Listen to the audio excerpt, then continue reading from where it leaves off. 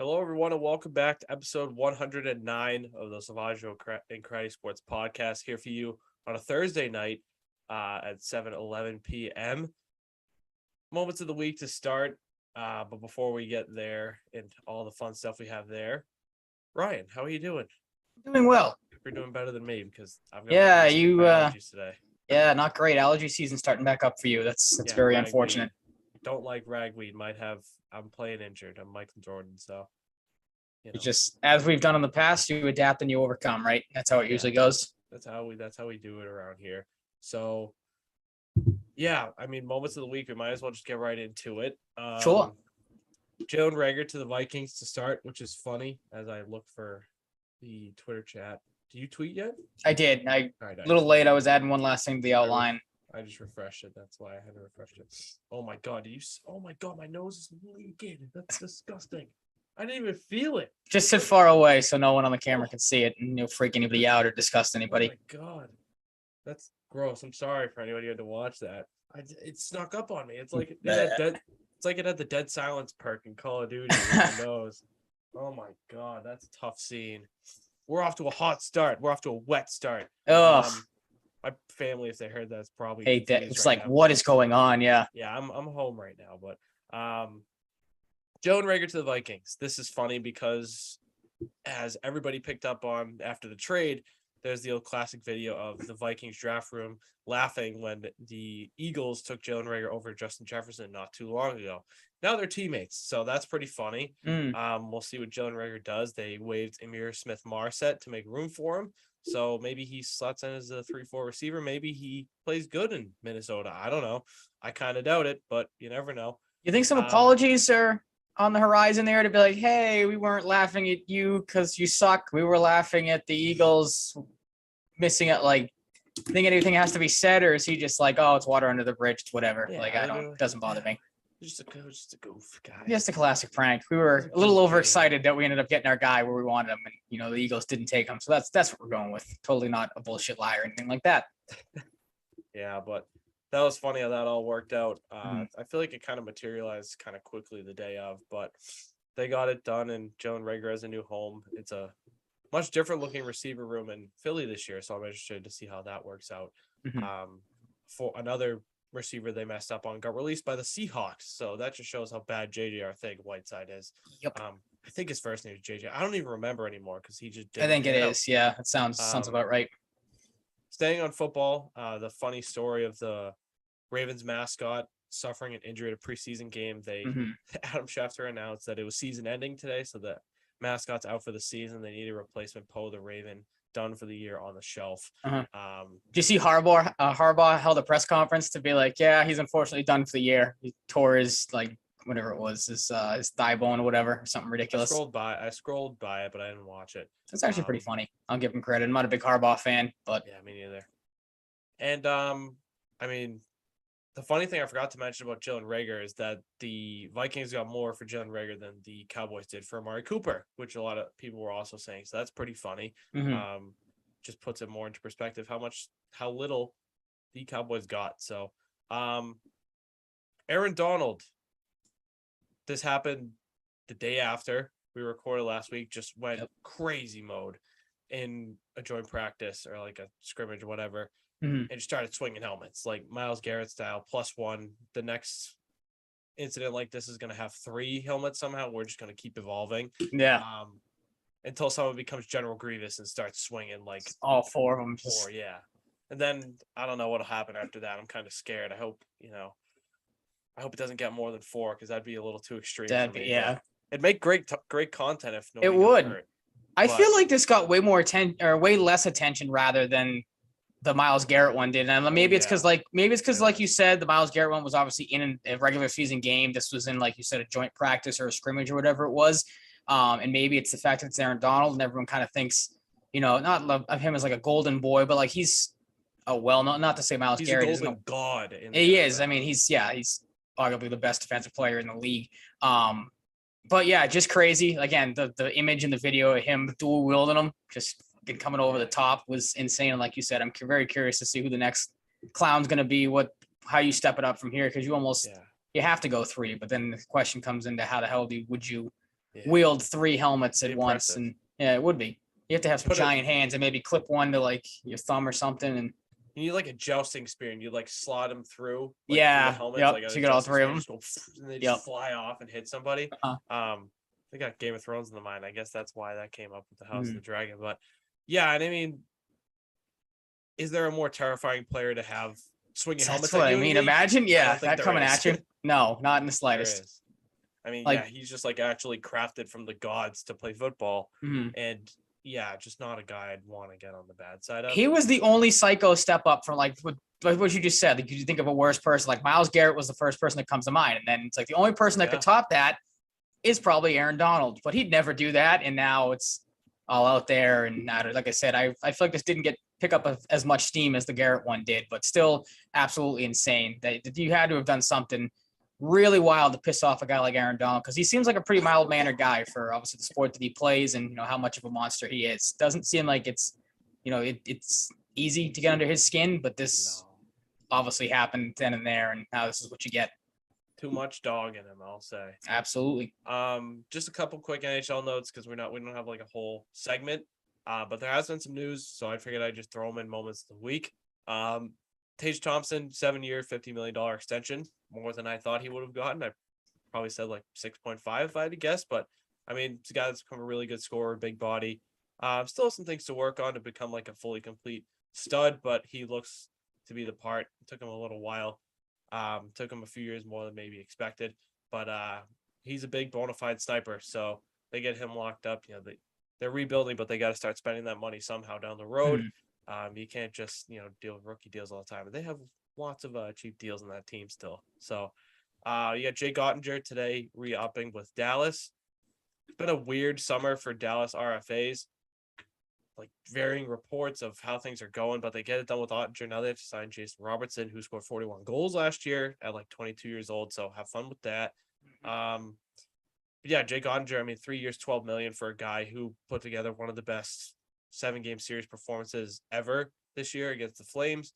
And honestly had a pretty good season. He's kind of like slowly taking the number one job more and more as the season went on. Stud, former BU Terrier.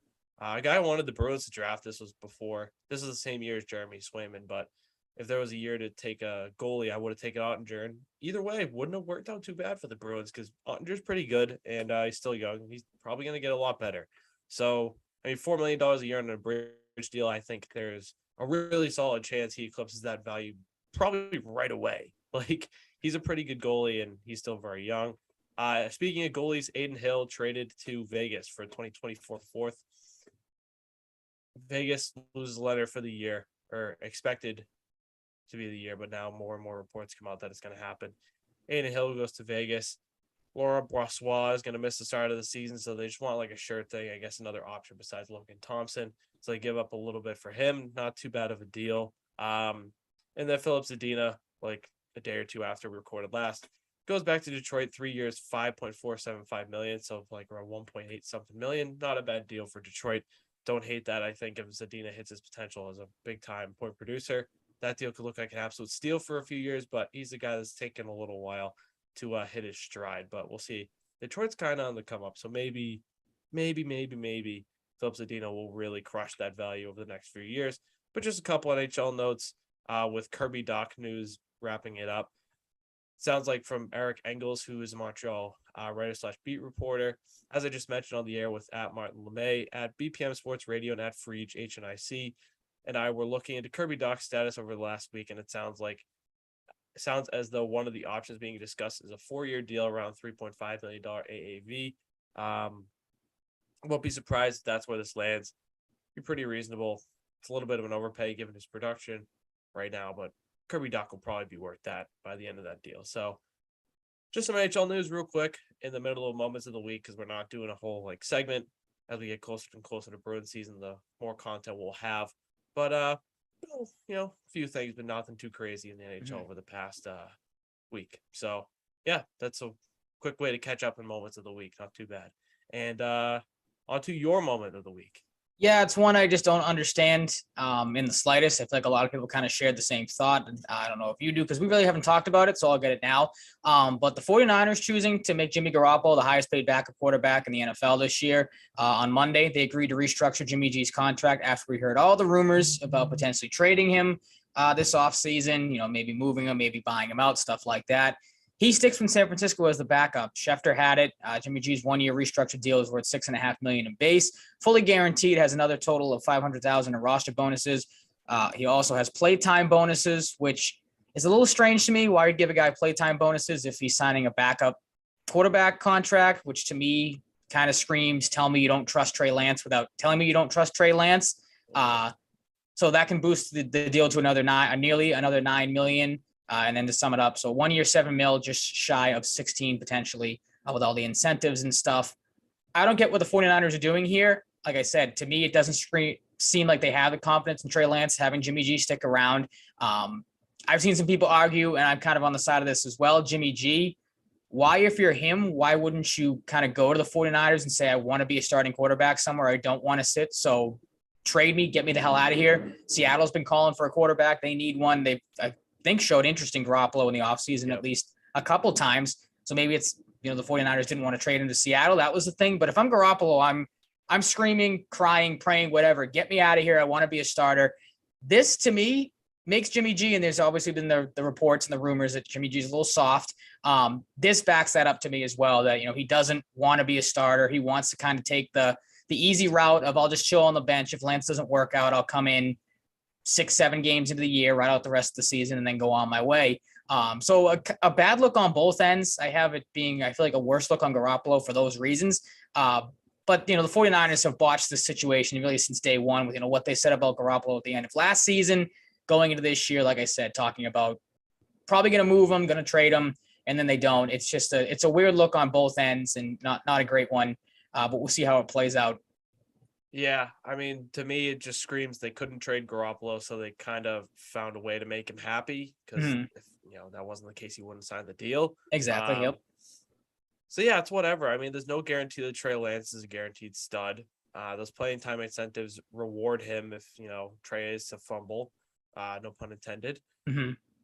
But it is weird. It is weird to you don't really see stuff like this happen in this exact type of scenario. I feel like it's pretty rare. I can't even think of another example like this where you restructure a deal specifically to be a backup and with a rookie QB. I feel like it's just pretty uncommon like this. Mm-hmm. But I mean, he's going to hit unrestricted free agency next year, which is good for him at this point.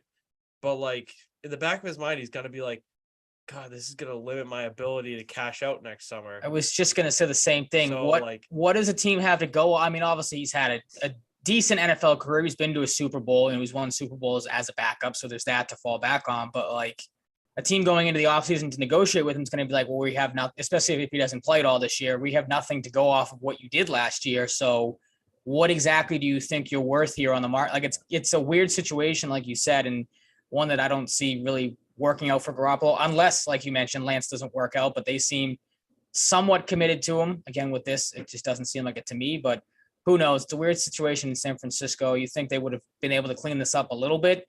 But like I said, maybe they didn't want to deal within the division to Seattle, because that was the thing too. The market really closed up on him. I mean, it took forever for Baker Mayfield to find a new home when he got traded, so maybe there was really nothing else on the table for Jimmy G, but again, can't say it enough. Strange situation that you would have thought would get cleared up at some point and just never did. Yeah, and the thing, I don't know how, I'm not a GM, so I don't know how much this makes the deal more tradable. Say someone loses a QB for the year and they go right to Jimmy G. Is this contract more tradable? Does the desperation factor come in and they're more willing to trade? Whatever team it may be. I don't know, but that's something to monitor. And look, if I'm Jimmy G next summer, I'm expecting him to land in Houston if Davis Mills doesn't work out or they just don't feel like that's enough.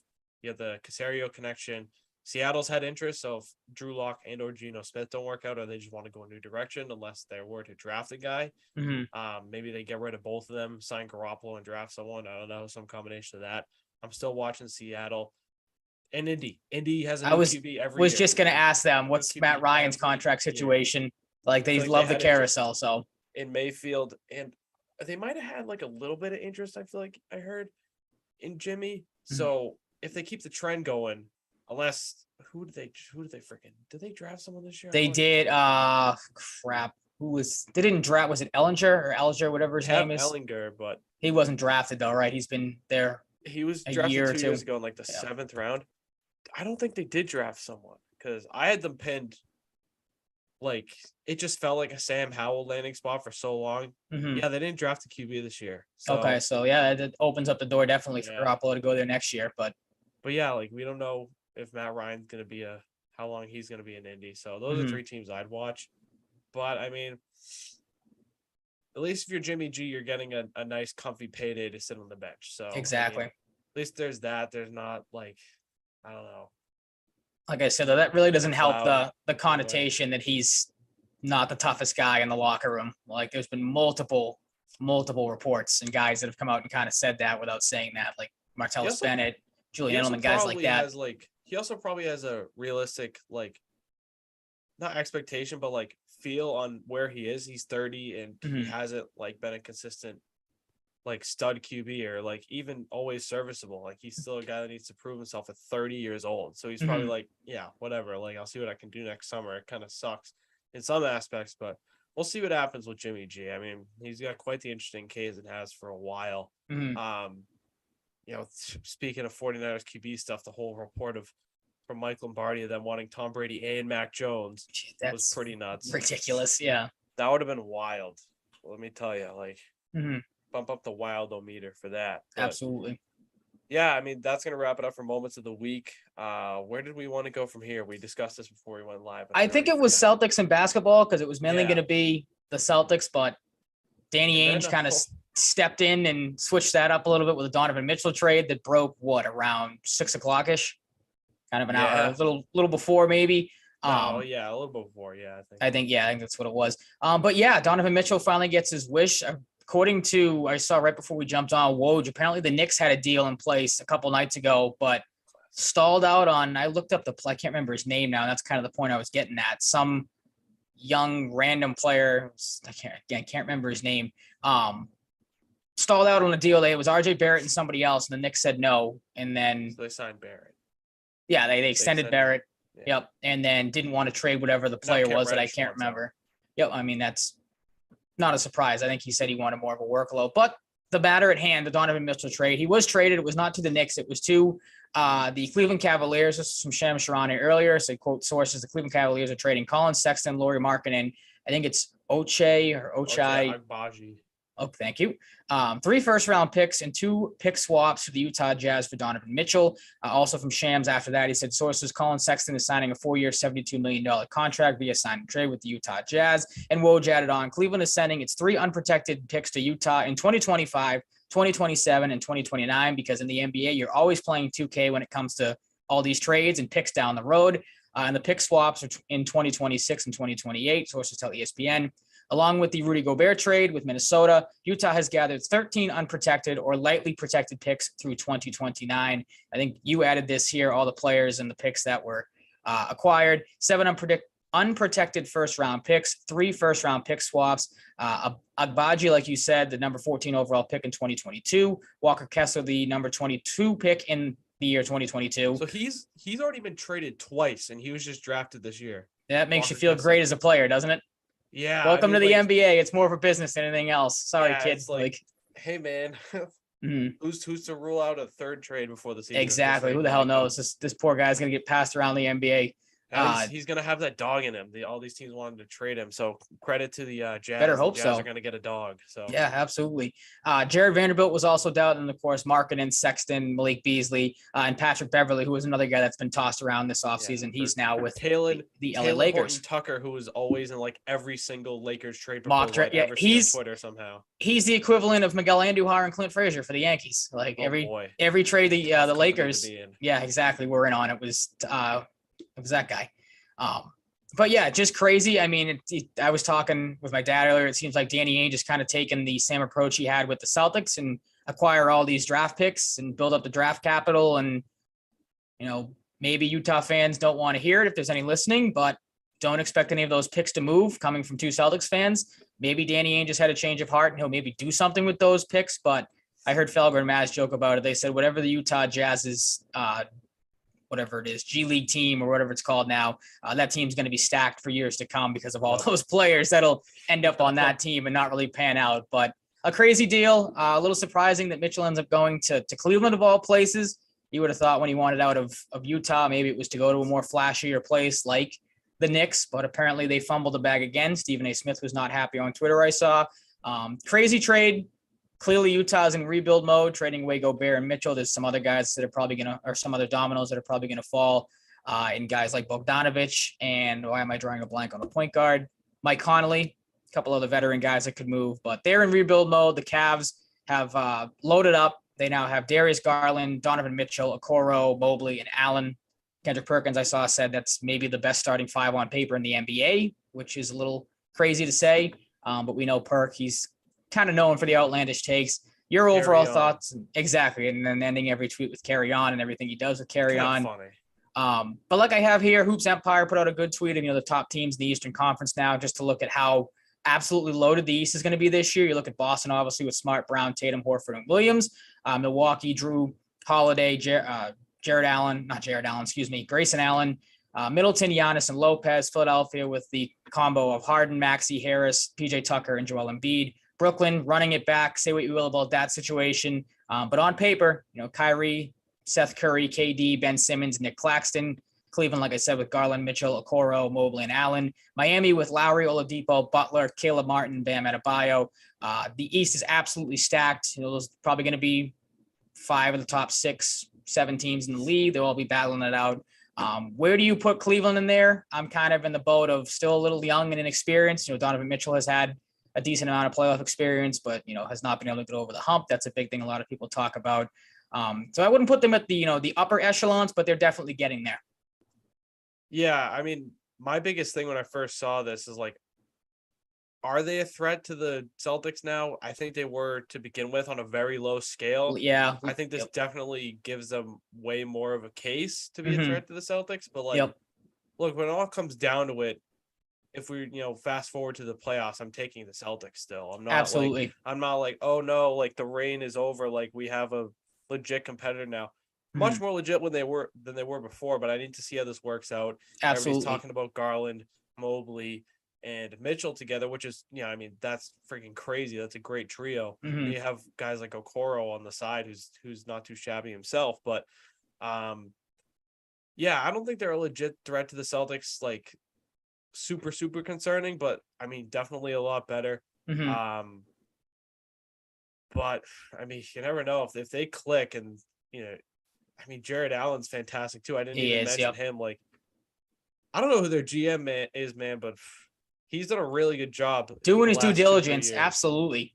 But like, really good job. My big thing with Cleveland is it gives them, obviously they were a good team last year, were probably the biggest surprise of the entire NBA last year.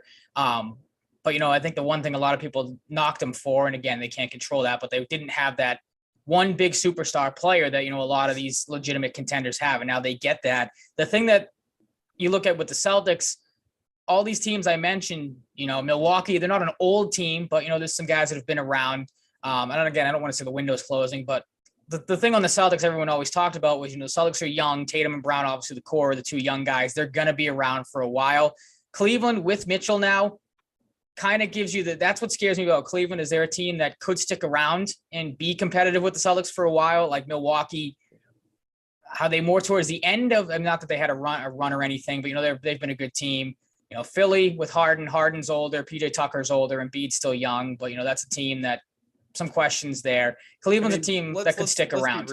Let's be real. Like, Harden is not a factor once the playoffs go around. No, not in the slightest. Yeah. But that's the thing, like for me, that's what worries me about Cleveland is they have this young, controllable superstar player that, maybe could stick there.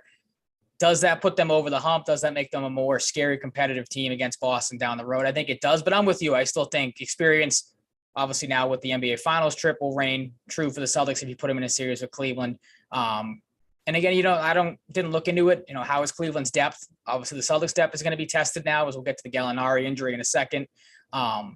But yeah, obviously great move for Cleveland. It helps, like I said, can't say it enough, gets that number one superstar player. And you said it, the trio of Garland, Mitchell, and Mobley, and even Jared Allen, who I think is one of the more underrated centers in the league, is going to be, and Okoro too. I mean, he had an excellent rookie season. Like, definitely a scary team for the next 4 to 5+ years if they can keep it all together.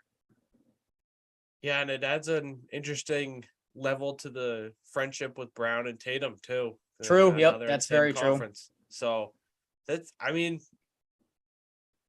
at the very least, it adds a very interesting competition and like a matchup we could see very consistently in the playoffs. So be fun. Hopefully, for our sake, the Celtics win. But I think regardless, we have an entertaining series or multiple with the Cavs coming up in the next 3-4 years, maybe longer. So that's cool. At least that makes the league more exciting than a fantastic player like Mitchell playing in Utah. Absolutely. Very, very clearly rebuilding. So they accelerate that even more. Tough season for Utah. Like I said, more trades for that team probably to come. I wonder if they'll hold on to Conley to start the season and then maybe deal him as the year goes on. Look at that Wembanyama kid, Victor Wembanyama next year. He'll be number one. He'll be all set. I might have butchered that last name. I think it's Wembanyama, but I'm definitely not the guy to ask for that. And one of my friends was telling me like, "Oh, this kid's gonna be number one, no doubt next year. He's like 7'2". He's playing in Europe. He's Victor Wembanyama or something." So Wombology. Cool name. It is. Study of Wumbo. Somebody of Wumbo. Yep. But yeah, you were talking about Gallinari earlier, and look, man, I was terrified when I saw this one picture in particular. Yeah, it's a picture that was going around Twitter. Yep. I thought broken leg, 6 to 7 month recovery. Fuck. Like immediately. I was like, there's no way he didn't break his leg here. Like I saw one picture, looks like the bone was about to protrude his skin or at least start to. And I was like, oh my God, he snapped his leg. Like he donezo. Like this sucks. But the thing is, I didn't even know it happened until, because it happened overseas in the FIBA World Cup. So those games are on at obviously kind of weirdo times. But I got to work Sunday morning, and as I'm punching in, one of the kids that was there was like, "Oh, torn ACL for Gallinari." I'm like, "What the fuck are you talking about?" And he said that go find the picture on Twitter. So you find that, and same thing. You see it rupturing it's like worst case scenario to think. But I guess if there's a positive, the Celtics did dodge worst case scenario. The report was it was a torn meniscus for Gallinari, according to Sportando, I think, the Italian press. He'll miss at least 2 months. That's kind of the talk around the league, is he's going to be out for a couple months. If all goes to plan, some reports seem to think he'll be back for November. He'll miss all of the 6 games the Celtics have in October. So you're not going to have Gallinari. Obviously a big blow, because it's a guy I know you and I were both very high on when they signed him, as were a lot of people. It's a guy that fit a clear need, size with shooting, that has experience. Now you don't have that. Where is that production going to come from? The Celtics, once again, their depth is going to be tested. I think it was Chris Forsberg say that you're probably going to see the same rotations or close to what you saw last year. That means Tatum and Brown are probably going to play extra minutes to start the season. I don't know how you feel about that. We talked about it a little bit. I think you were the one that said you want to get those guys off their feet, have them not play so many minutes to start the year. This obviously hurts that. Maybe it means a bigger role for a guy like Malcolm Brogdon, who obviously was brought in too. That's kind of where I think. Or they could go in the direction of, does Sam Hauser get more minutes? He's a similar player to Gallinari, can shoot off the dribble. But there is not a lot known about Sam Hauser, so that's kind of an iffy decision to go in that direction. Hauser's really interesting, because the first thing that jumped out to me was the 3-year term he got, or it might have added to his term, making it 3 years, whatever. Yep. But it's kind of interesting for a guy who hasn't done like a ton. Like when he's played, I feel like he was good. It's a guy that, was highly touted coming out of college, hadn't really worked out, found a little bit of a role here, some trust enough to get this extension now. So maybe Sam Hauser gets that opportunity now, like you said, and maybe he thrives, and that just reinforces your stability on the bench even more, which would be dope. So, The other thing too I saw is they could go back to their small ball thing. We obviously lean on a guy like Grant Williams a little more. Tatum gets moved to the 4. Again, now that we know about the Tatum injury that he occurred with, how much do you want him banging around with power forwards and potentially centers if has to get switched onto those, playing the 4, or they could go in the bigger direction. Luke Cornett, Noah Vonleh, it's Fondu, Kabengele. Noah Vonleh and Denzel Valentine. He's here too. That was another kind of insurance move. So maybe those guys see some more minutes, because I think they're going to have to. Because again, you talk about the start of the season. We both said it. You don't want specifically Al Horford, obviously the veteran, the old man of the team. You don't want him playing big minutes to start the year. Rob Williams coming back from an injury. So their depth is going to be tested again. That's what sucks about this injury. Maybe you see a little bit more of Peyton Pritchard than we thought we might at the start of the year. Maybe the injury opens up a bigger role for him. We'll have to wait and see. One name that has been thrown around, we have talked about him in the past because it has come up in the past, but apparently Carmelo Anthony has been linked to the Celtics. This was some Scoop B, apparently an NBA insider from Bally Sports on Twitter said, quote, Carmelo Anthony has been considered a potential signee by the Boston Celtics in recent days following Danilo Gallinari suffered torn meniscus in his left knee on Saturday. I'm told Knicks are still believed to have interest in the former Laker, Thunder, Blazer, and Rocket. I'll give Melo credit. He's taken a bench role the last couple of seasons, last 2 years with Portland and the Lakers. He's played 138 games, but only 6 starts. That's around 25 minutes a game he's played, averaging just over 13 points per game. Shooting okay. It is Melo, though, that there is some baggage that comes with it. Not a great defensive player, kind of just a straight scorer, which isn't the worst thing. Like I said, has taken to the diminished role of the last couple of seasons, but I don't think you're high. Looking at you really quick, I don't think you're high on Melo. What are your thoughts on him coming in here? Battling the runny nose again. Yeah, you can see you struggling. Look, if he is putting up 13.4 points per game over this stretch of 138 games with Portland and LA, I'm okay with it. I'm not clamoring for a 38-year-old player. Of course, he's got quite the pedigree. Not that he once had, but I mean, Melo is, one of the most talked about guys in the NBA for so long. Mm-hmm. I'd be okay with it. I don't see him with this role being a guy that could potentially screw anything up in terms of leadership. Anytime you talk about a lead, a big time player coming to the Celtics now, is is he going to gel with Tatum, Smart, and Brown? With this backseat role he's taken, I don't see that happening. So I hope nobody's worried about that unless they have better reason than I think there is out there to believe so. Yeah, I'd do it, but I'm just not oh my God, we need Melo, we need Melo, we need Melo. I think they'll be all right. I think they can survive without him because my big thing too is when, it's a big if Gallinari is able to return. It's a massive injury he's returning from. And even if, when he does return, if he can get up to speed, my kind of thing is if you do sign Carmelo, yes, it's a diminished role, but when Gallinari, if he comes back, that role is going to be diminished probably even more. So I don't know how Carmelo Anthony would take to that. Again, he has shown that, he is on the surface fine with coming off the bench. But, there are other questions of, the leadership stuff and the personality. I've read an article today talking about, how he's still kind of a ball dominant guy. So you just took the whole season to finally get through the Jason Tatum and Jaylen Brown to move the ball and not have it stick.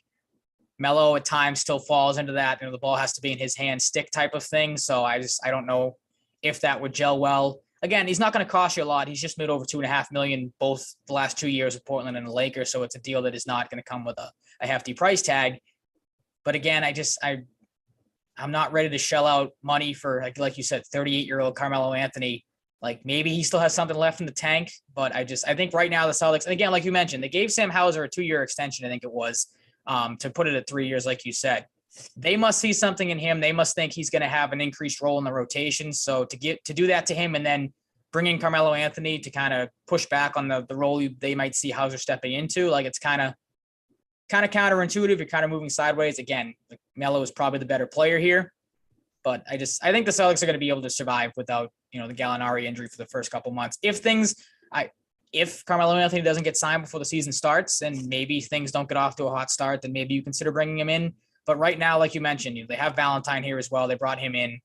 You have a decent amount of options. I think you can maybe skate by without bringing in or overreacting and making a move like bringing in Carmelo Anthony.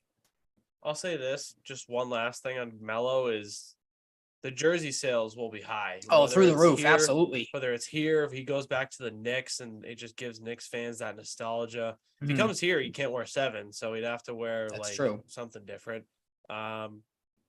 But yeah, on top of that too, I'm not a huge Melo fan by any means. I'm not one of those people that hates him either. I'm just kind of he's Melo. Indifferent. He's not as good as he used to be. I'm kind of just indifferent on him. But it would be cool to see a guy with the name like that on the Celtics. I'm not gonna lie. From that perspective, seeing Carmelo Anthony on the Celtics would be cool because he's, one of the better basketball players we've seen in our life. So, yeah, it'd be cool from that perspective, but I'm not necessarily chomping at the bit.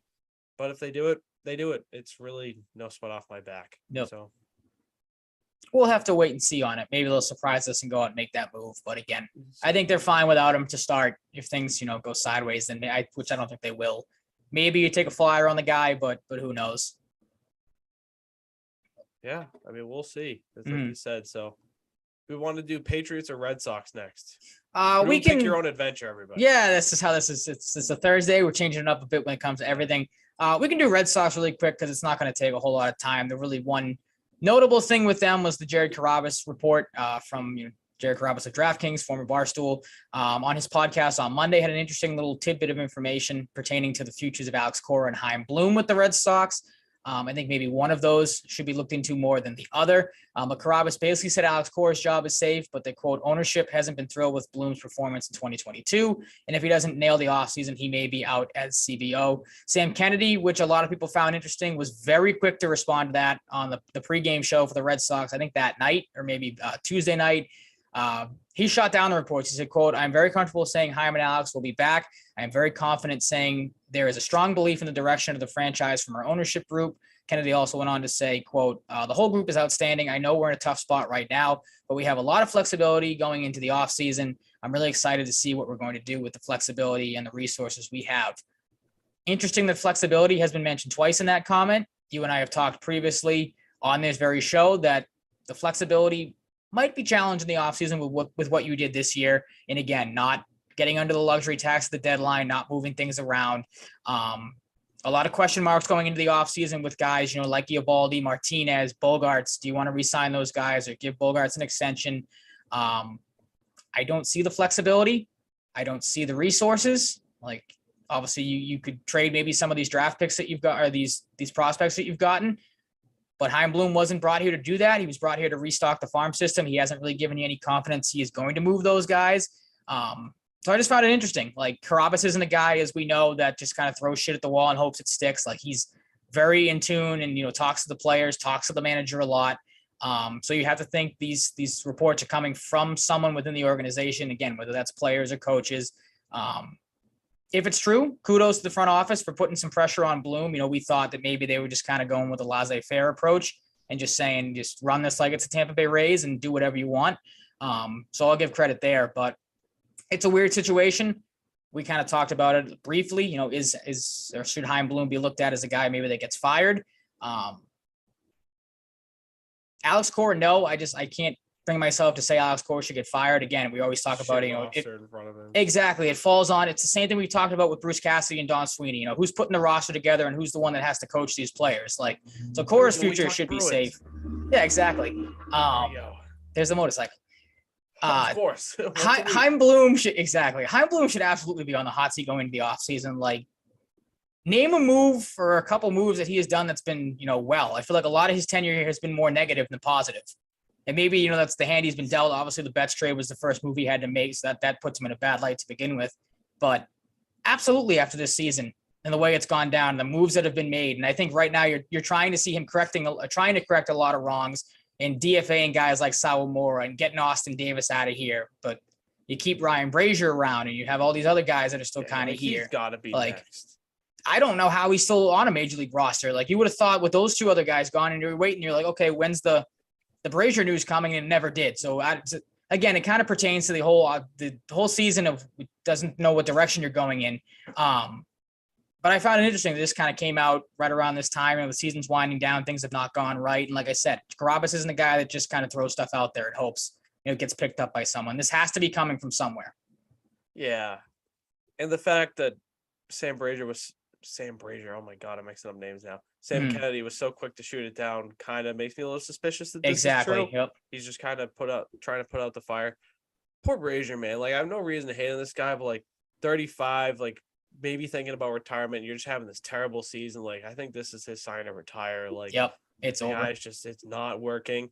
And the guy made a career out of nothing. Like, wasn't he like 29 when he started becoming? Yeah, he had to go over to like to the the Korean league or the Japanese, one of the leagues overseas. Crazy story. Yeah, pretty Right much off. reinvent himself. Right off, not really into the sunset with how the team is, but like you've accomplished more than you probably expected. So for him, like he's got a decision. Like I wouldn't want to play for this team if I'm 35 and playing bad. Like the same, hell no. And who's gonna sign him? Like maybe a team to a minor league deal, but yeah, maybe a team that's like the Marlins or someone that's just trying to fill your bullpen with just kind of major league caliber players. But in reality, it's like these are guys, like you said, that are kind of over the hill past their prime type of thing. Yeah. But that's I don't know. The point. I'm in the camp like I just mentioned. I think that Sam Kennedy shot it down so fast kind of makes me think it's true. And I'm with you. I don't think Cora should be fired. He's had a terrible roster in front of him for a large majority of the season. It gets to a point where, like, what can you really do on a consistent basis?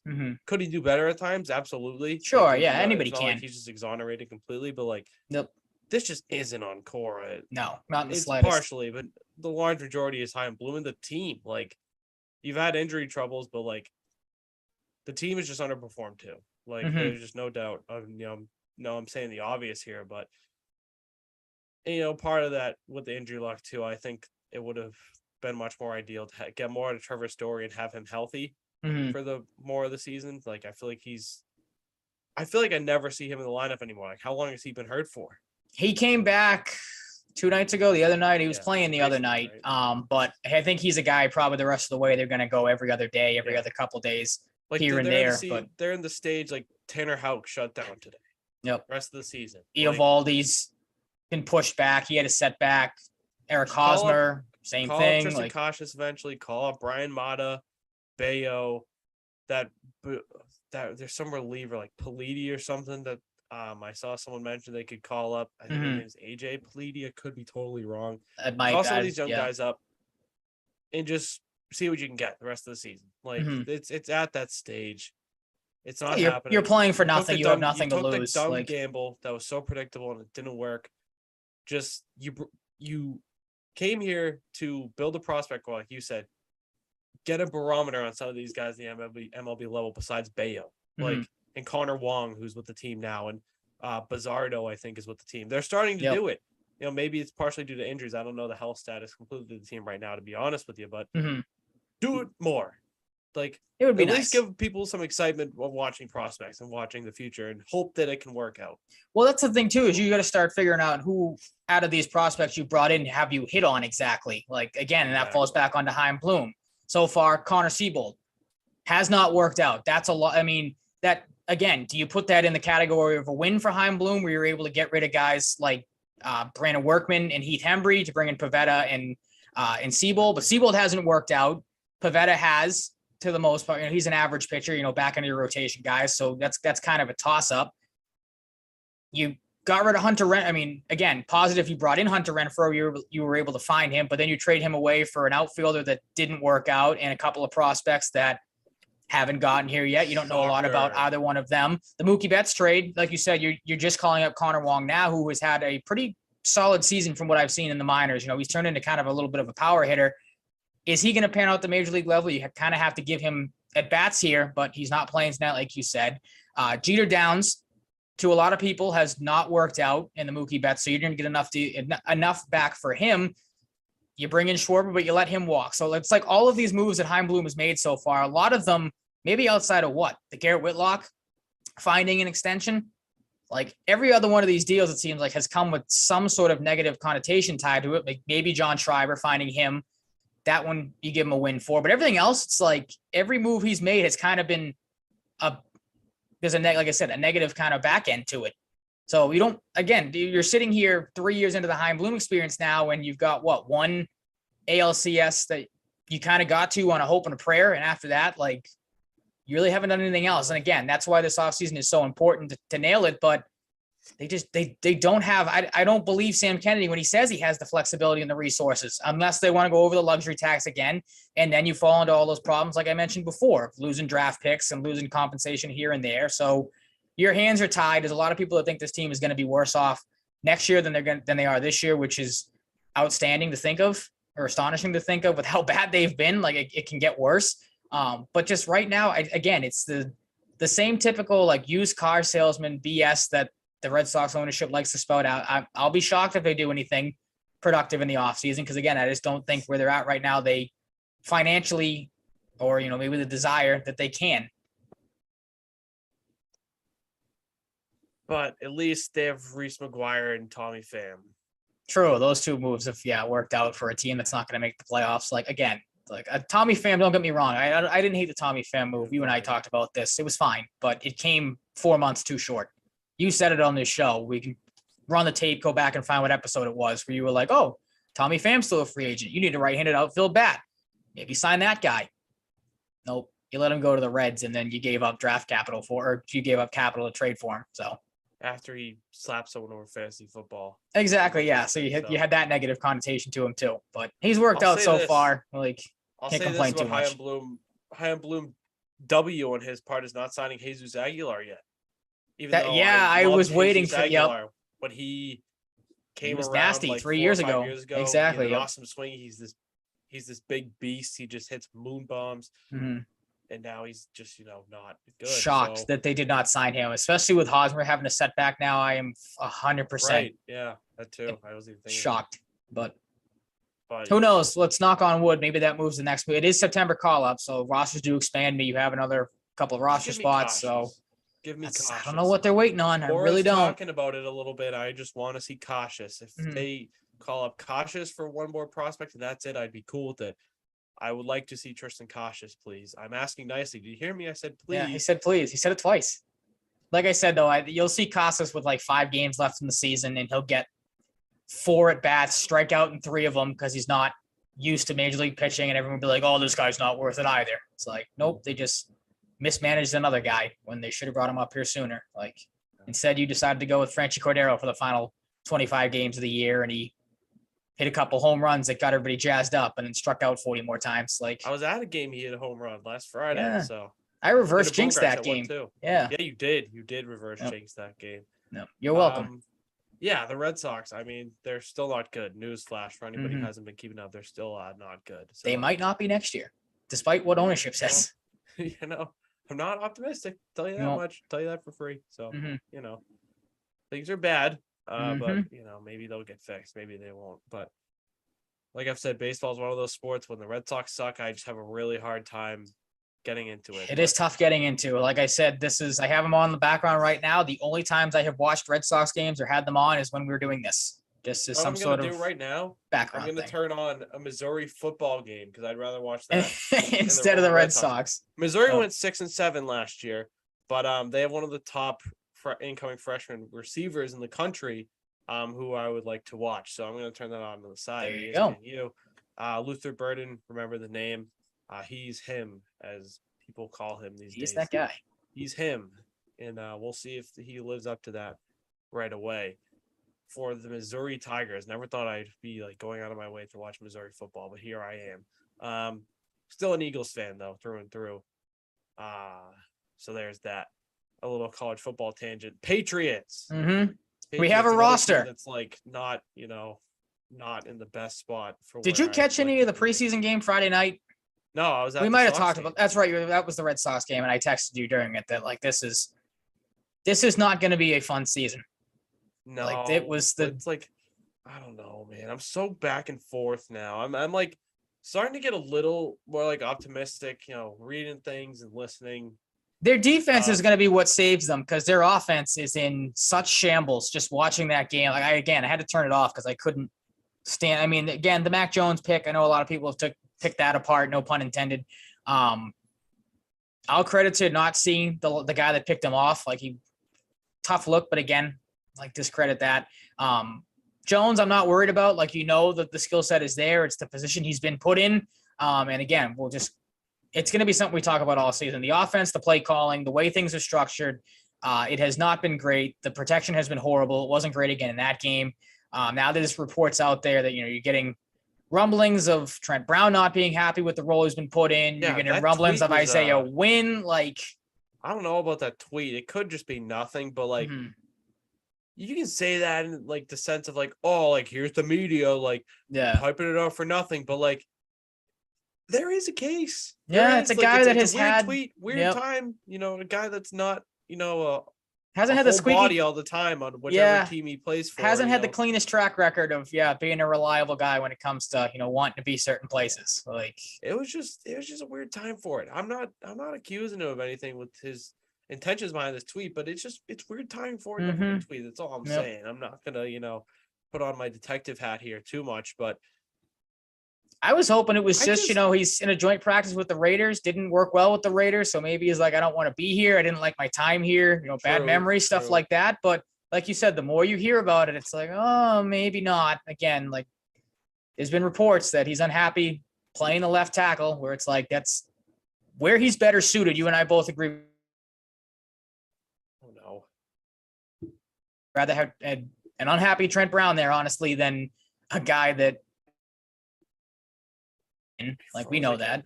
I know I saw that internet connection thing came up.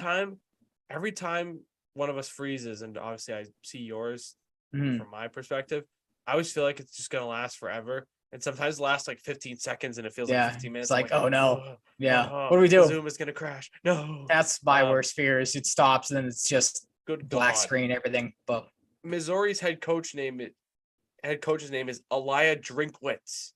I love this team. It's a hell of a name. I already like this team. They're 11-12 in his 3 seasons, 4th season overall. Wait a minute. I don't know who he was with before because it says 4th season overall. He's 23-13, including that, and then he's 11-12 with his 3 seasons with Missouri. So I don't know where he was before. I don't know if that's an error, but I don't really care to look. Yeah, man. I'm just worried that Mac Jones is not going to make it out of the season. He might die. I don't like the reports, and it's the preseason. I know, but like, I'd be stupid to completely turn a blind eye to the fact that the offensive line would be not been good. Nope. Not been good. Cole Strange isn't really making headlines, which I mean, he's a left guard. It's kind of hard to make headlines sometimes as a guard. Yeah, unless you're barreling guys over and pancaking everybody left and right. So like, I'll give the pass there. Like it's not a flashy thing. But the thing too, like Trent Brown, we spoke about Trent Brown, Cole Strange, David Andrews, reliable, but like not a guy I've heard a ton about this year. He's been breaking out fights, but calling team meetings to be like, what the fuck's going on? Like we know what Mike Onwenu is, but we also kind of don't because he didn't play as much as a lot of us would have hoped last year. So he kind of took a step down. He's kind of a versatile guy too. Yeah. So we don't know if he's going to stick at guard, if they're going to move him to tackle at any point to play right tackle, what they're going to do for the left guard. I don't even know. Feels like the guy can play everywhere besides probably center. But and then you have Isaiah Wynn, who they might trade, and who just stinks, always hurt, and just isn't very good. He has moments, but he's not very good. He's not worth $10 million. So like, good luck selling a team on that. But if a team's desperate enough, maybe like the Cowboys, everybody was saying. Like I was talking last week too. Like the Cowboys already lose Tyron Smith. Like if teams lose tackles, somebody might get desperate enough. So hopefully that becomes the case if the Patriots do feel like trading Wynn is the right play. But I do want Mac Jones to survive, man. I really do. It would be nice. Don't kill the rookie quarterback 2 years into his season. Linebacker core is interesting. I like what they did with the practice squad. I like the group of safeties. I'd say their group of safeties is probably top 3, top 5 in the league. I would agree with you. That is definitely the strength of the team. I've heard good reports about Jack Jones recently, a little bit about Marcus Jones, nothing that's alarming me, but they're rookies, so I don't really know. I hope Marcus Jones can be a good returner. That would be fun because I think they're going to mix him in there. Lynn Bowden could return some kicks. They ever elevate him. He's a guy the Patriots loved in 2020.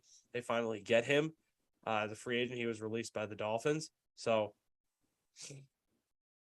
man, it's also like the fact for us, we're just not used to it. So it even adds to the like uncertainty because the Patriots were so good for so long. And we're kind of like slowly transitioning to an average football team. Yep. So like it adds to the confusion even more because we don't have a sample size to work on, which might make us sound like spoiled dickheads, but it's true. It's the truth. I hate when anyone brings that up. Oh, you Patriots fans are so spoiled. Yeah. It's like look what we're going off of here.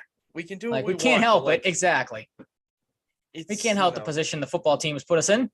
Yeah, I mean, man, yeah. I hope Mac Jones is gonna be okay this year. I hope he takes a step forward.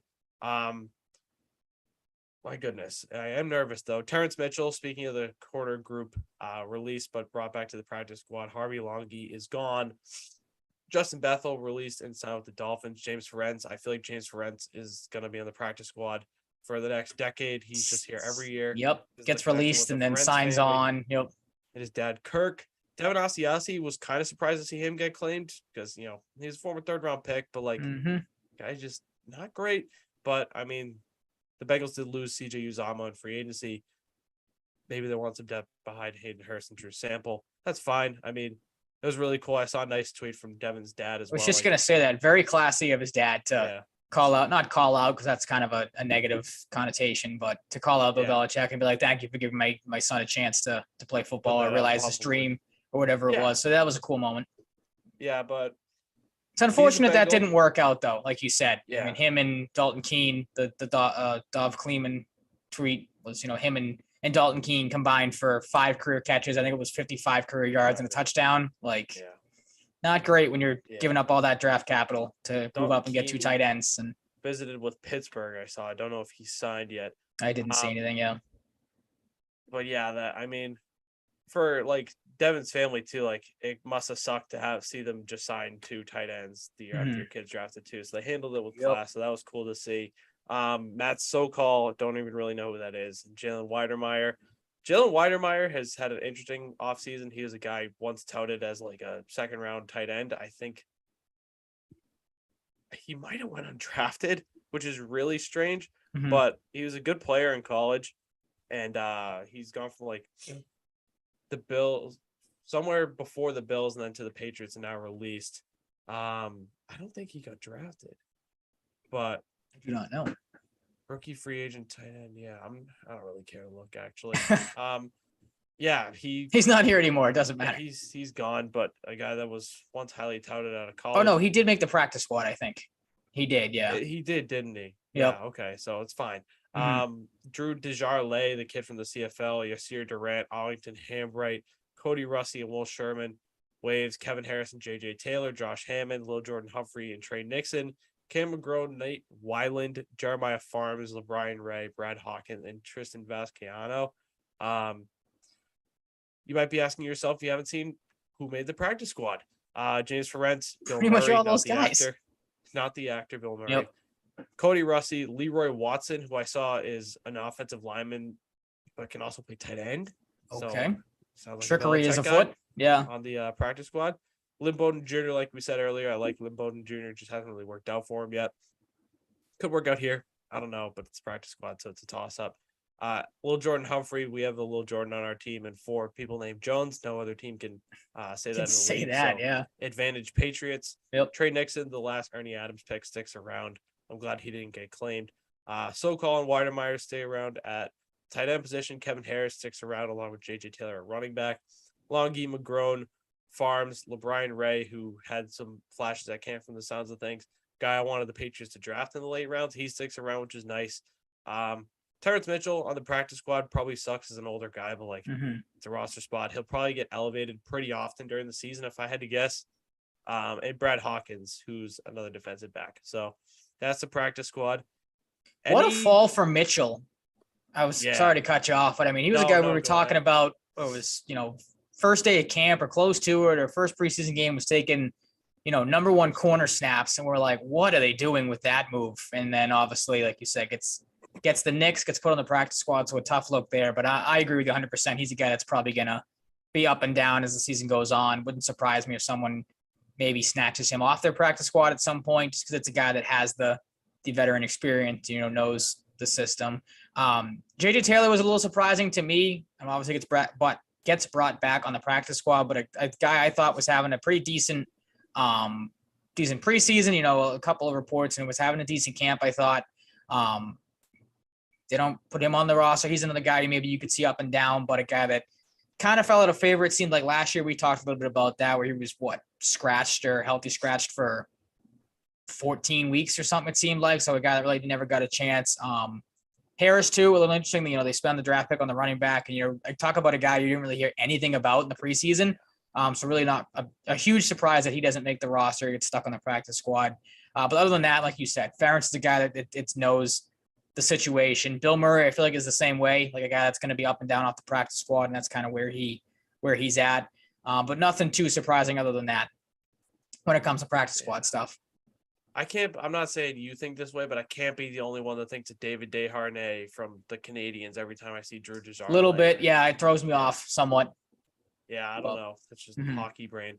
But the 53-man roster, we're not going to run through it all because that would just not super necessary at this point. But one guy, I mean, of course, he's a draft pick, so I'm interested to see. But Pierre Strong in the mix, another guy we didn't really hear a ton about.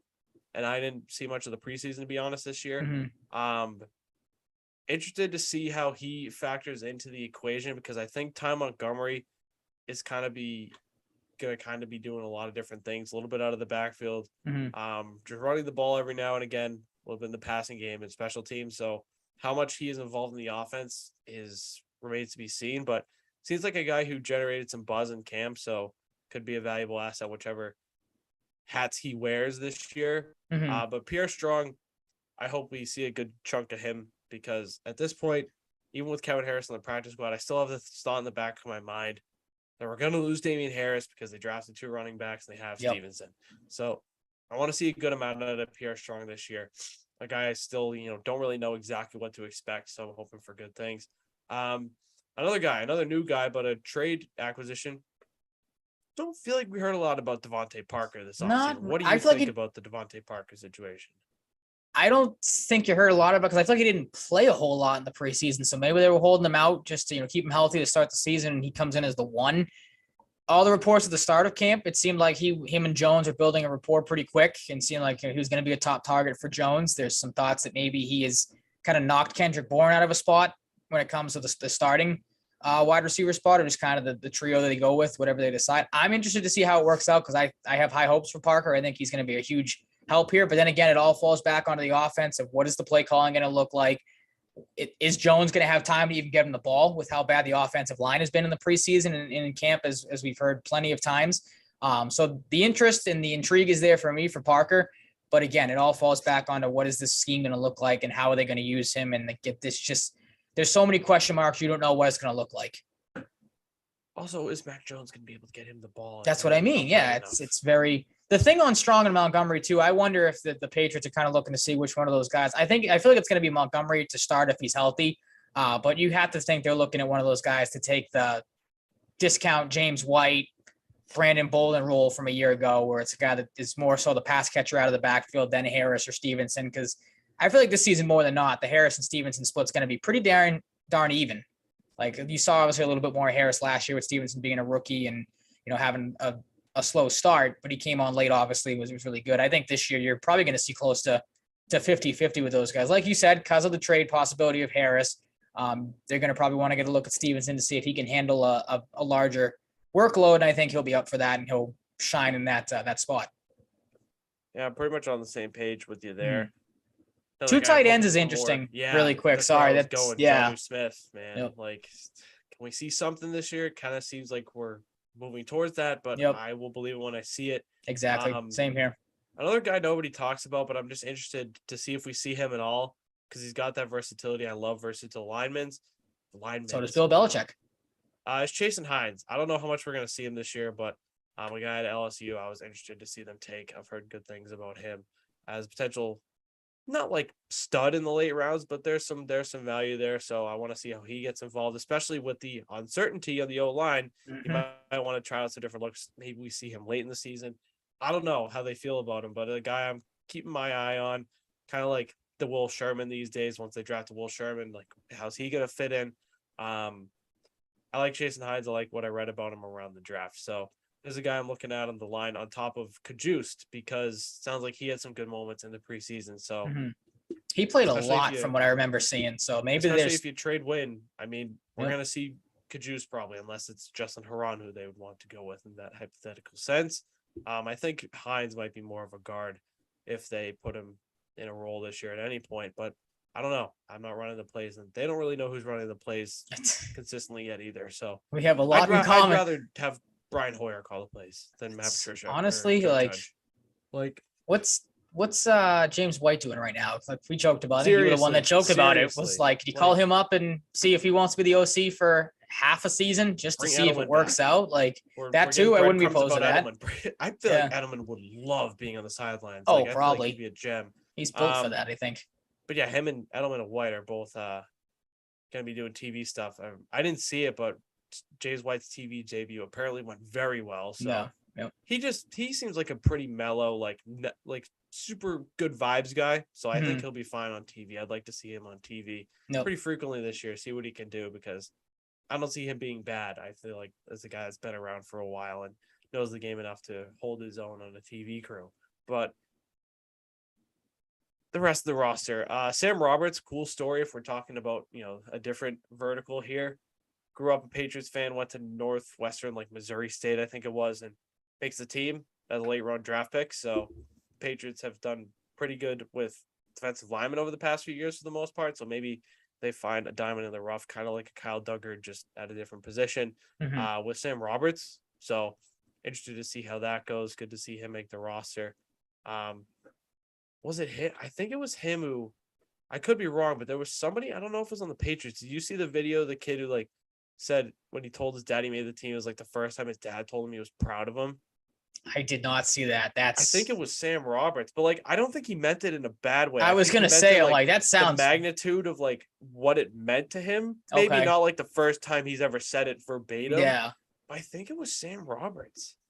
I don't know. I did not see that. I don't know who it was, but if, I'm not claiming 100%, so it could be someone else. But if anybody knows, it was a pretty interesting video. Whoever it was, I thought it was Sam Roberts. I think I'm wrong, but anywho, I mean, grew up a Patriots fan. That's cool to see him crack the roster as a late round pick. Yep, they have pretty good depth at defensive line, so I'm not super worried about that. I'm worried more about what Matt Judon can do because things are a little dicey for Matt Judon. Yeah, he did a lot of talking and pissing people off on Twitter, and I haven't forgot that. You were one of them. Yep, he pissed me off. Yeah, I held out hope, but you went full blown against Matt Judon. That's my thing with him is can he put a full season together? Obviously, that is going to help win you games. He is probably the anchor. I mean, maybe you could say Bentley is the anchor of that linebacker core, but Judon's the older guy there. He's the veteran. Probably the best out of the bunch. You hope he can put together a full season and not taper off 12, 13 weeks into the year and again, piss you and I off as the season goes on. Yeah. In the linebacker group too, Bentley's got a new deal he's got to live up to. Anthony Jennings has caught some eyes at camp this year from the sounds of things. Guy that had some tough luck early on in his career, but he's an Alabama guy, so Belichick's going to give him a chance. Raekwon McMillan, I'm interested to see how he fits into the group here. A little bit of an older guy. I think he's late 20s. Mac Wilson, guy from all accounts, seems to just absolutely love being here.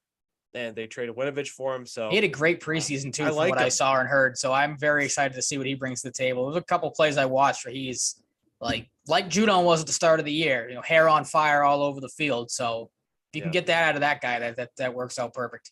Yeah. They like DeMarcus Mitchell enough to keep him around. He keeps the undrafted free agent streak alive with Brendan Schooler. So happy to see Brendan Schooler, the cool hair, the mustache. He's got that dog in him on special teams in the preseason. I think he's just got a Belichick gem, diamond in the rough type of guy written all over for him on special teams.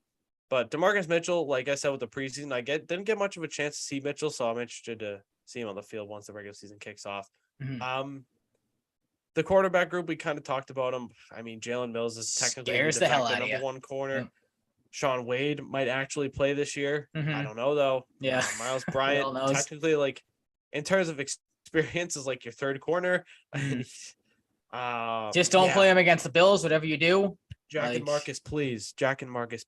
That's what I mean. You're putting a lot of hope and pressure on the two young rookies, which I don't like, but maybe one of, again, I can't remember which Jones it was, but one of them had a way more standout, better preseason. It might have been Jack Jones. It was Jack. That had the better of the two. So maybe that's a guy that they hope can, obviously they hope that both of them can, but he seems to be the guy they hope more so can kind of blossom into that top tier corner or top, on the team, not saying league wise, but maybe give Jalen Mills or Jonathan Jones a run for their money when it comes to, the 1 and 2 spots.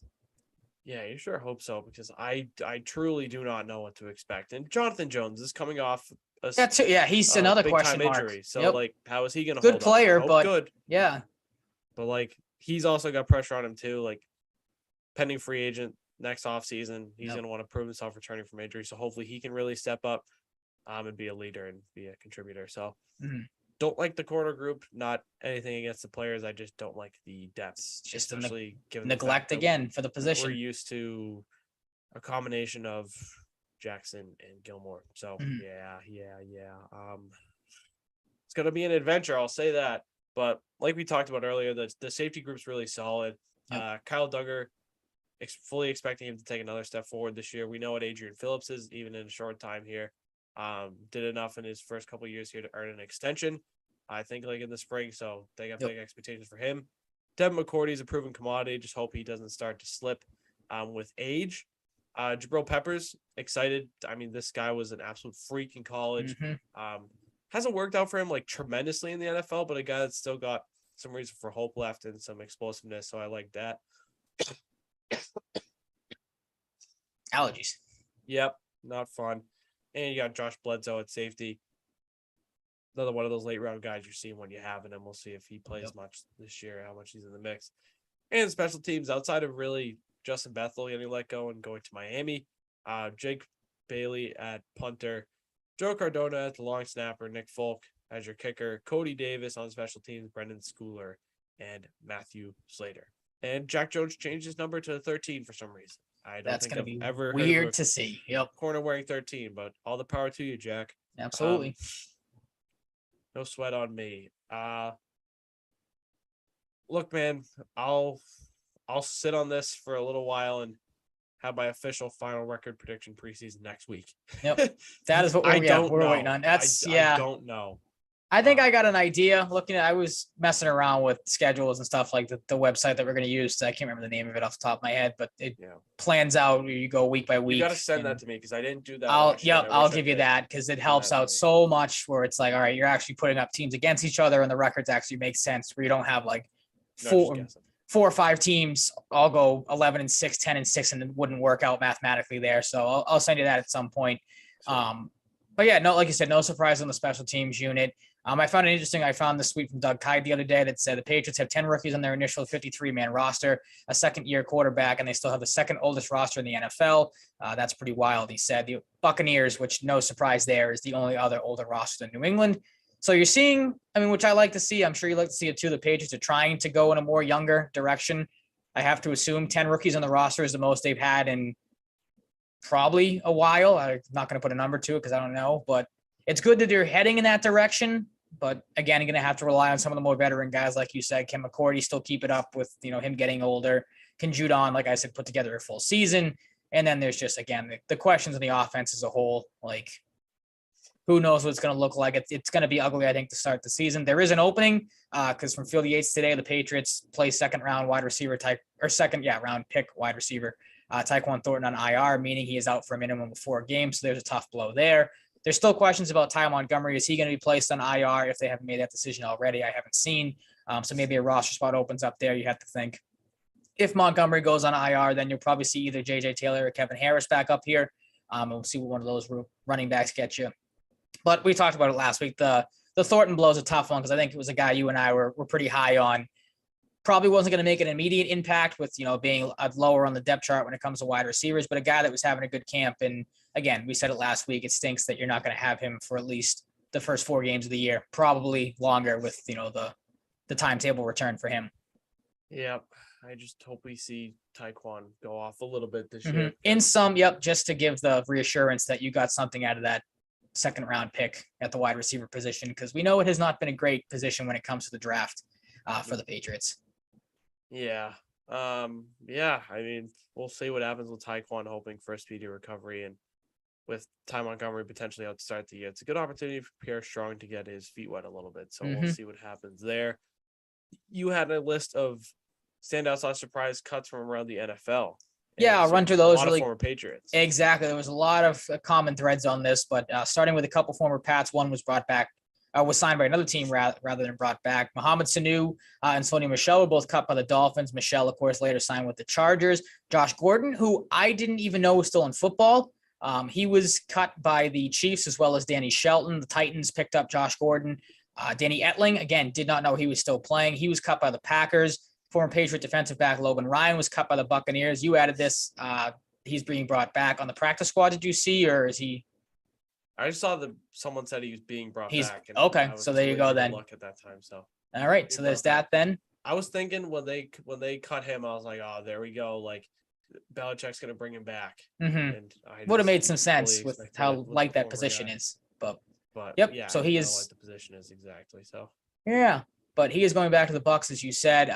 Interesting one by the Vikings. Quarterback Kellen Mond, he was cut, was later claimed by the Browns. Running backs Duke Johnson and tight end O.J. Howard were cut by the Bills. There were reports that Howard was going to sign with, was it Cincinnati? He was meeting with the other day, but he ends up signing with Houston. Said the same thing twice. He said he's like preparing to sign the like paperwork or physical, whatever, and then they signed what's his face, Asiasi. They Asiasi. Yep. And now he said like kind of a similar tweet to the Texans. So I don't know, maybe it'll not work out there too. Yeah, you go 0 for 2. That wouldn't be a great look. A couple of running backs just looks worse and worse. Exactly. Yeah, that just not work out. Some running backs from the Jets, Tevin Coleman, LaMichael Pirine, a couple of known names there. They were both cut. Quarterback Josh Rosen was cut by the Browns. He was later signed to their practice squad. Punter Brett Kern was cut by the Titans. Running back Marlon Brett, as according to the typo in Adam Schefter's tweet, is like longtime Brett Kern. Instead of longtime punter. Brett Kern, yeah. Been Brett for a while. Yep, he has been Brett probably his whole life.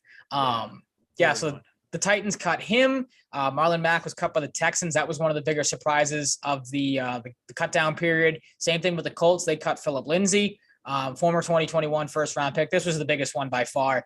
Number 17 overall, right tackle Alex Leatherwood was cut by the Raiders and claimed by Chicago. And then second year running back Trey Sermon. He was waived by the 49ers, was claimed by the Eagles. Was that today they signed him? Yep. The Raiders having a ton of success with their former draft picks. This was some Phil Yates I found on Twitter the other day, just to put in perspective of probably somebody else should be at the wheel when it comes to drafting first round picks for the Raiders. Phil Yates said Raiders first round picks from 2019 to 2021. 2019, defensive end Clellan Ferrell, running back Josh Jacobs, and safety Jonathan Abram. Fifth year options all declined. 2020, we know what happened with Henry Ruggs and Damon Arnett, both waived following off-field incidents. And then this year, Alex Leatherwood waived after one season. So not a great draft period. I know people like to get on Bill Belichick and his draft picks for the Patriots. Could be worse. You could be in the spot of the Raiders and really nothing working out for that team. Yeah, or you could be the Bills and spend a draft pick on a punter that turned out to be an absolute asshole that we're not going to get into really in any way, shape, or form. But the punt god is no more, and rightfully so.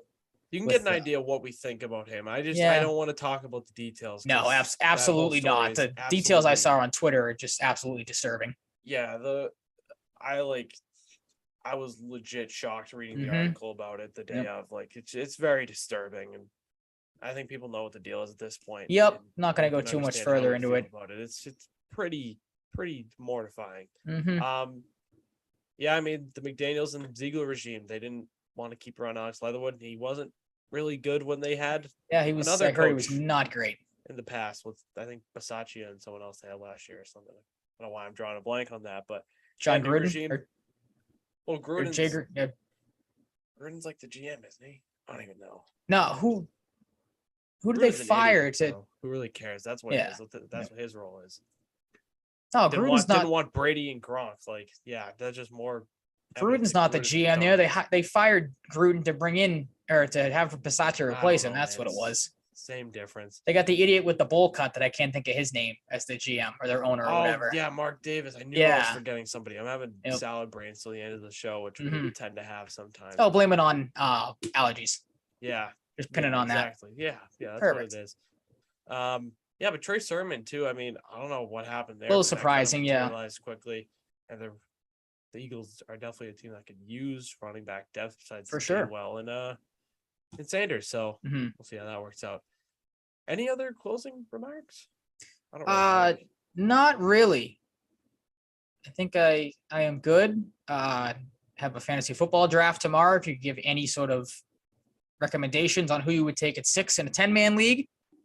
I took Austin Eckler in a 5-man or at the 5th pick in a 10-man league last night. So got lucky there. I don't think he'll fall to 6 tomorrow night, but not really sure what direction I'm going to go in there. Yeah, you can just. What would you do? Like you've done with fantasy hockey drafts primarily in the past. I gave up on fantasy hockey this year. I have a couple of last place finishes the last couple of years. So I'm like, I've had enough of just lighting money on fire. I'm a stud at fantasy hockey. Humble brag. But yeah, I mean, I got my fantasy draft on Sunday, so we'll see how that goes. We did a wheel to determine the draft order this year. So yeah, we just did it that way. I got 5th overall, 8-team league. Very nice. Only 8. Oh, that's tough. Yeah, I don't know what the deal is. I don't make the league, so I'm not gonna, second Nah, I'm it's gonna complain out too to much. fill out the league. I don't really care. It's just fantasy football. It's a little more fun that way. You get better teams. So Absolutely, that's true. I should say I ended up with the first pick today, but traded it for 6. Ended up with the first pick last year in the same league. Traded it for 5. Took Nick Chubb at 5 overall and won the whole league. So say what you will about that. Yeah, it was not a smart decision last year. Made like every wrong move, taking Nick Chubb 5 overall, trading away Keenan Allen after a couple weeks where he was not doing well for DeAndre Hopkins, and then Hopkins got hurt. Yeah, it was every move that I made last year was wrong, but that was an 8-man league too, so that's kind of saved me a little bit there. But hopefully we can have the same success this year trading the first overall selection that I had last year doing the same exact thing. Yeah, we'll see though. We shall see. Episode 109 in the books here on a Thursday night. Sorry to anybody who was expecting to see it this morning when they woke up, but sometimes we gotta reschedule things. Yep. But we're on schedule to be back next Wednesday. NFL season preview, Patriots season preview primarily. Maybe some other stuff. We'll see what comes out for news. But stay tuned for that. Episode 110 next week. Thank you for listening to episode 109 in the past episodes. If you're new, thank you for being here. Please continue listening. It's good. And I say it a lot, but like our audience just keeps growing and it's crazy to me. So I would like it to keep growing. That'd be really cool. So if you like it and give us feedback, that's cool. If you want to just listen, do that too. So it doesn't really matter to me as long as you listen and enjoy. That's what we do this for. So yeah, you can follow me on Twitter at Mike_Cratty. You can follow the show at Salvaggio and Cratty Pod. Oh, I switched up the order there. And you can follow Ryan at Ryan_Salvaggio. We haven't posted in a while because I've just been swamped and haven't had the energy after work to post stuff, but maybe I'll get back on it. For football season, probably will. But the TikTok content will be back eventually. We just kind of post when we feel like it and see what happens. But if you want more TikToks, let us know. Give us ideas of what you'd like to see. Yeah, maybe do that. But yeah, you can find us wherever you find your podcasts, rate, review on Apple and Spotify. And you can follow Full Press coverage on Twitch, YouTube, download the app, check out all the Full Press content or watch us there live. And yeah, thanks for listening. Be safe, stay healthy, be nice to people, all that good stuff. And we'll talk to you next week with football on the horizon. Woo! Peace out.